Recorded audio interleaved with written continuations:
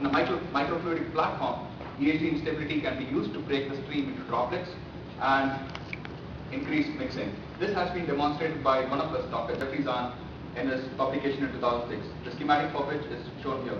You have a layer of organic solution sandwiched between two layers of aqueous solution with an electric field applied perpendicular to the direction of flow, resulting in droplet formation. A simulation sample is shown here from our numerical simulation. Some of the previous work in this regard have been by Aubrey and co-authors who have observed experimentally the EHD instability in two-layer system. As you can see here, the interfacial deformation and subsequent rupture to form droplets. They have performed a linear analysis for the two-layer model and extended it for both normal and parallel electric fields, which they have presented in the conference yesterday.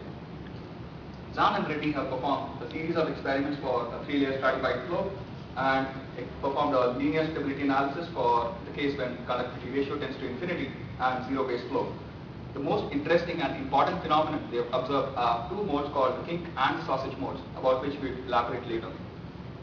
Our current work is with regard to performing a general linear analysis and a fully nonlinear simulation to study the deformation characteristics. Moving on to the problem, we consider a 2D three-layer stratified flow in which we have a central organic fluid sandwiched between two layers of aqueous solution, and with theta 1 and theta 2 being the two interfacial perturbations with an electric field applied in the positive y direction. The governing equations for our case are the Navier-Stokes and the continuity equation in each layer, and since we assume the fluids to be leaky dielectrics, we have the Ohmic law to be satisfied in each case as the charge relaxation time is much smaller than the characteristic time scale.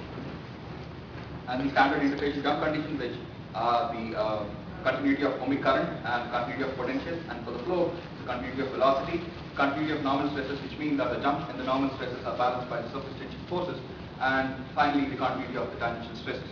It's very important to remember that the tau mentioned in all the above equations is the sum of both viscous stress and the maximal stress tensor.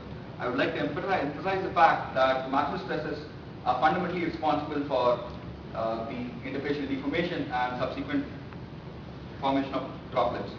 They exist only on the interface, as against the work of one of us, Dr. Howland, who did diffuse interface methods earlier.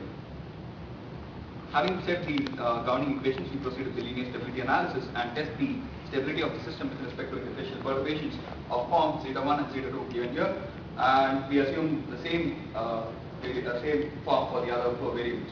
Going by the standard temporal stability analysis protocol, we assume complex growth rate, and we say that if the imaginary part is less than 0, the system is unstable, while if it's greater than 0, the system is said to be stable. Before we move on to the results, I would like to mention 2 points in which the kink mode, two modes, one of which the kink mode, which is in which the interfacial perturbations are in phase with each other, while the sausage mode in which the two interfacial perturbations are out of phase with each other by 180 degrees. And I would also like to define a few parameters: the conductivity ratio sigma, the viscosity ratio mu, the permittivity ratio epsilon, and the thickness ratio n, and finally the capillary number, which is the ratio of viscous to interfacial stresses. And we have determined that this problem can be solved analytically for a zero-based flow. And what we have observed are two branches of solutions. The roots of one branch gave the growth rate values for the kink mode, while the roots of the other branch gives growth rate values for the sausage mode.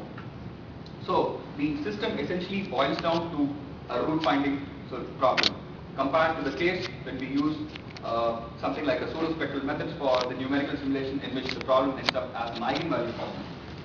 Nonetheless, we have compared the results from both these systems, and they are in excellent agreement with each other. So some of the exemplary results from our case are the neutral stability curves. For the kink mode, for these set of parameters, what we observe are two islands of stability separated by an unstable region. And we also observe smallest growth rates in the third quadrant, and where epsilon tends to 0 and sigma tends to 0, while we observe the highest growth rate values in the fourth quadrant, where epsilon tends to infinity and sigma tends to 0. A slightly different behavior is observed in the case of the sausage mode, where we have just a stable region followed by an unstable region. I would also like to emphasize that we have the lowest growth rate values along this line, which is the epsilon is equal to sigma square line in both these cases. But the fundamental similarity in this compared to the kink mode is we have lowest growth rates in the third quadrant and the highest growth rates in the fourth quadrant, where epsilon tends to infinity and sigma tends to 0. I would like to mention 2 points here. The first is the corrugated nature of the the Newton stability curve. That has to do with our root finding algorithm, which we are currently investigating further, which is unable to predict accurately the growth rate values which are extremely close to 0. So that's what we are working on. The second thing is that these behaviors are peculiar to these set of parametric ratios we have considered. So we are investigating further on an extensive parametric study about to study any other interesting behavior in these situations. But in the meantime, we have performed a nonlinear simulation using the method of Umberdi and Figvassen, which we call the interface front tracking method, in which we have a fixed grid in which we solve the flow equations, and we have a Lagrangian grid for which we solve the track the interface. And this is a standard implementation in which we have the indicator function, which is nothing but the Heaviside function. We solve using the Bestin's distribution function D. Once we have determined the indicator function, we solve for the potential using the ohmic equation, because we know the conductivity ratio. So now we solve for the Navier-Stokes equation with a body force term on the right hand side. I'd also like to mention that we are temporarily neglecting surface tension effects, and we have found that using the linear stability analysis, that surface tension effects are negligible for the simulation parameters I'll show later. And this is a standard implementation for a Remus boundary technique, where the interfacial stresses are distributed suitably into the fixed grid. And finally, once we have obtained the flow velocity, the interface advex with the local flow velocity and it's calculated. Finally, we update the interfacial coordinates into the indicator function and repeat the whole process. I will show some exemplary results for our case. For the kink mode, where we have the conductivity ratio of 10, and we bias the interface with kink mode fluctuation of dimension is greater number 10. And shown here the conductivity and the charge density profiles after 49 microseconds. As you can see here, the red curves are nothing but the positive charges which are accumulated at the bottom interface, and the blue ones are the negative charges which are accumulated on the top interface. And shown here the animation here. Likewise, we considered for the sausage mode, and these are the profiles obtained after 42 microseconds.